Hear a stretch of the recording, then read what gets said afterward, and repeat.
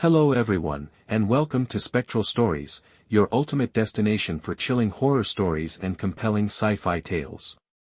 Here, we delve into the unknown, exploring creepy legends, supernatural phenomena, and exciting adventures that will keep you on the edge of your seat. Let's get started. The legend of the old mental asylum on the outskirts of town had always intrigued a group of urban explorers, Mike, Jess, Tony, and Laura. They had heard countless stories about the abandoned building, with its dark history of mistreatment and suffering, and the rumors of restless spirits haunting its halls. Despite the warnings, they decided to explore the asylum one foggy autumn night. Armed with flashlights, cameras, and a sense of adventure, the group made their way through the overgrown path leading to the asylum. The building loomed ahead, its windows shattered and walls covered in graffiti. The air was thick with the scent of decay and mildew. "This place is seriously creepy," Jess whispered as they approached the rusted gate. "That's what makes it exciting," Mike replied with a grin. "Let's get inside and see what we can find." They pushed open the heavy gate with a loud creak, the sound echoing through the night. Stepping into the asylum's courtyard, they were immediately struck by the eerie silence. The building seemed to hold its breath, waiting for something.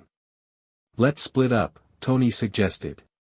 "We'll cover more ground that way. We'll meet back here in an hour." Reluctantly, they agreed and paired off, Mike with Jess, and Tony with Laura. Each duo ventured into different wings of the asylum, their flashlights casting long, shaky beams of light through the darkness. Mike and Jess started in the west wing, where the administrative offices were located. They sifted through piles of old paperwork and dusty furniture, documenting everything with their cameras.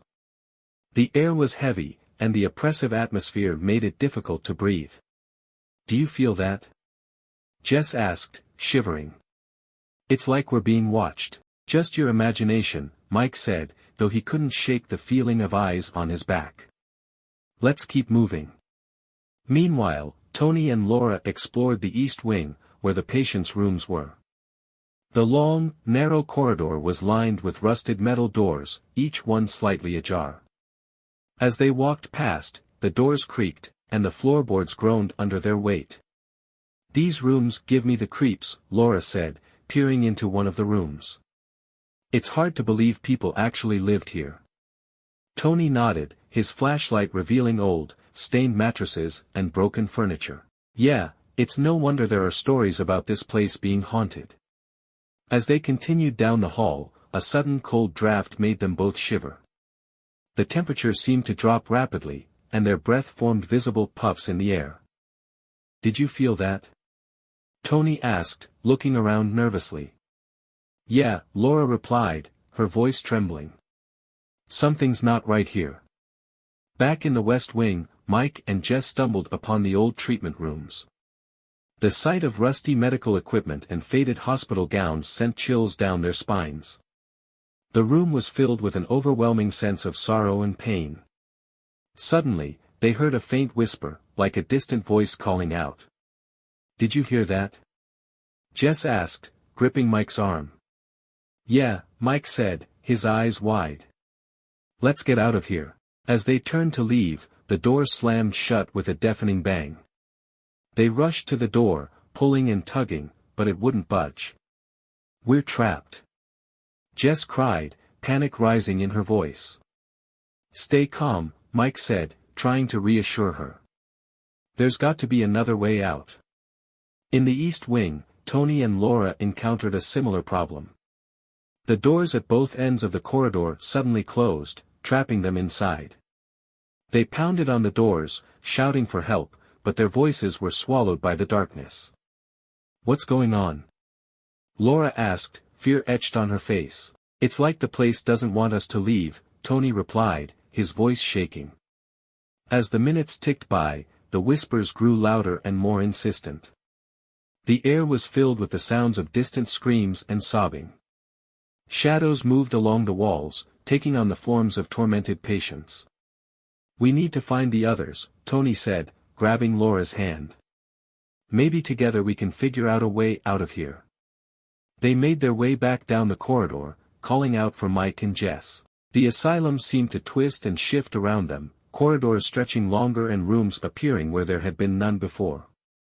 It was as if the building itself was alive, trapping them within its dark, twisted heart.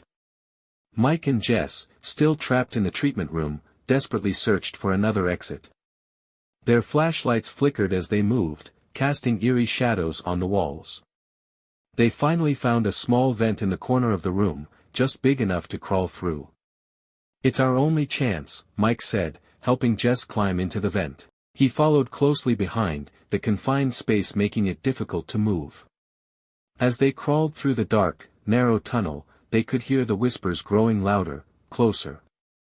Meanwhile, Tony and Laura stumbled upon a set of stairs leading to the basement. Desperate for any way out, they descended into the darkness, their flashlights barely penetrating the thick gloom. The basement was a labyrinth of old storage rooms and service tunnels, each more foreboding than the last. As they navigated the maze, they heard footsteps behind them, slow and deliberate. They turned to see shadowy figures emerging from the darkness, their faces twisted in pain and anger. The spirits of the patients were no longer content with whispers, they wanted revenge. "Run!" Tony shouted, pulling Laura through the maze of tunnels. They could hear the spirits closing in, their footsteps echoing through the narrow passageways. Mike and Jess finally emerged from the vent into the basement, just as Tony and Laura rounded a corner. The two groups collided, startled but relieved to find each other. "We need to get out of here, now," Mike said, his voice urgent. "Follow me," Tony said, leading the way through the maze. They could hear the spirits behind them, their voices growing louder and more menacing. After what felt like an eternity, they found a rusty metal door leading outside. They pushed it open and stumbled into the cool night air, gasping for breath. The asylum loomed behind them, silent and dark once more. They didn't stop running until they reached their car, parked a safe distance away. As they drove away, they could still feel the eyes of the asylum watching them, the whispers echoing in their minds. From that night on, they never spoke of their experience in the abandoned asylum.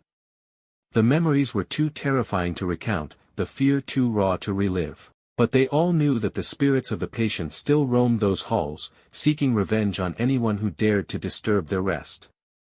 And they vowed never to return to that cursed place again.